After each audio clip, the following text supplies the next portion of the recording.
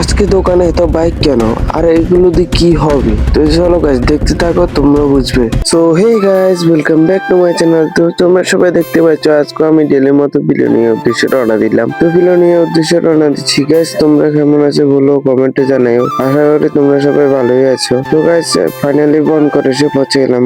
তো তারপরে বনকর থেকে এসে কালীনগর এসে নেমে গেলাম, দোকানে চলে আসলাম। তো দোকানে আসার পর দেখি ওখানে কেউ আসেনি। তো আমি কতক্ষণ ওয়েট করি, কারণ তারা চলে আসবে এখন। তারপরে কতক্ষণ ওয়েট করার পরে এখানে চলে আসলো মালিক। তারপরে এখানে দেখছি অনেকগুলো দোকানের জন্য মাল এসেছে। তো মালগুলো মালিকই আর আমার ধারটা নিচ্ছে। তো আমি আর কি করবো, বসে রইলাম। এরপরে দেখি আবার একটা বাইক এসেছে ওয়াশ করার জন্য। তো এটা ওয়াশ করিয়ে দিলাম। আর ততক্ষণে মালিক এখানে হিসাব করছে। দেখো গাইস, এখানে মালিকে হিসাব করছে জিনিসের নিচে এগুলো। তারপরে এখানে একটা বাইক রয়েছে, এই বাইকটা কিন্তু খারাপ হয়ে গেছে, তার কারণে এখানে রেখে দিয়েছে, পরবর্তী টাইমে ঠিক করবে। তো এখানে এখন দেখতে পাচ্ছি এই বাইকটা কিন্তু এখন হেডলাইটটা খারাপ হয়ে গেছে, তার জন্য ঠিক করছে।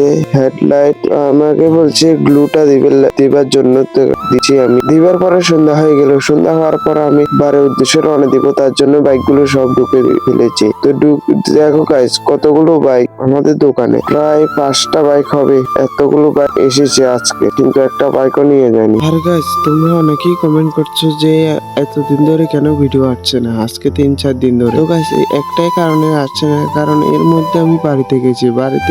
এখানে নেট নেই, তার কারণে আপলোড হতে দেরি হয়। তার কারণে আমি আজ ছাড়িনি, ভিডিওটা আপলোডও করিনি। তো তার জন্য এরপরে আমার বাড়ি এসে আর আপলোডও করিনি, কয়েকদিন ভিডিও বানাতে পারছিলাম না, তার কারণে। আর আজকে থেকে আবার ডেলি ব্লগ স্টার্ট হবে, তো তোমরা দেখতে থাকো। এবার থেকে তোমরা ডেলি ব্লগ দেখতে পারবে গাইস। তো গাইস এবার আমার মালিকে আমাকে 50 টাকা দিয়েছে। তো আজকে বেশি দেয়নি, কারণ আজকে কাস্টমার ছিল না এত একটা, তার কারণে টাকা উঠেনি, তার কারণে 50 টাকা দিচ্ছি। তো ফাইনালি গাইস আমি বাড়ির উদ্দেশ্যে রওনা দিলাম। তো গাইস আবার ব্লগে দেখা হবে, ততক্ষণ বাই গাইস।